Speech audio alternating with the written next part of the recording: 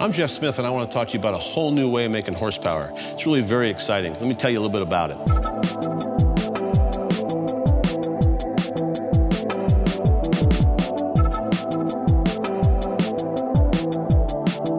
In the old days, supercharging is about using a power adder to make power. You're using a crankshaft supercharger or possibly a turbocharger to make horsepower. With compressed air supercharging, we're talking about a whole new way of making power. Think of it as carrying your own atmosphere on board. We're going to have 2 carbon fiber bottles. Each of these carry 3,300 PSI and produce it forward and inject it into the engine under about 10 PSI, and you can make a lot more power. Because the temperatures are very low, you end up with a situation where the engine is not sensitive to octane. This engine makes 850 horsepower on 91 octane pump gas. There's a lot more to it. Let me tell you a little bit more about it.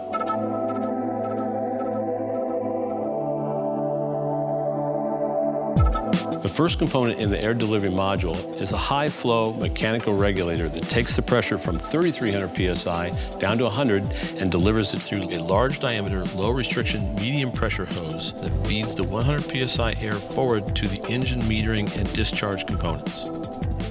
To safely transfer the high-pressure air from the tanks to the medium-pressure regulator, we need a pair of hoses that are rated to handle extremely high pressures and very low temperatures.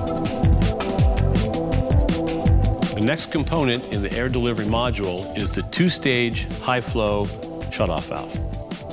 This 2-stage high-flow shutoff valve, or safety solenoid, resides at the end of the medium pressure hose to prevent air from escaping when the system is not active.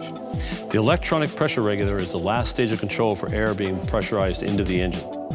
An ejector is used to discharge the medium pressure air into the engine air intake and to isolate the engine from outside air when under boost.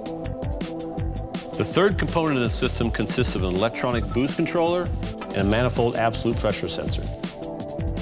A boost sensor is used to measure the air pressure inside the engine air inlet tract. A programmable control module reads the engine air inlet pressure, compares it to the programmed target values, and adjusts the EPR to attain that target pressure.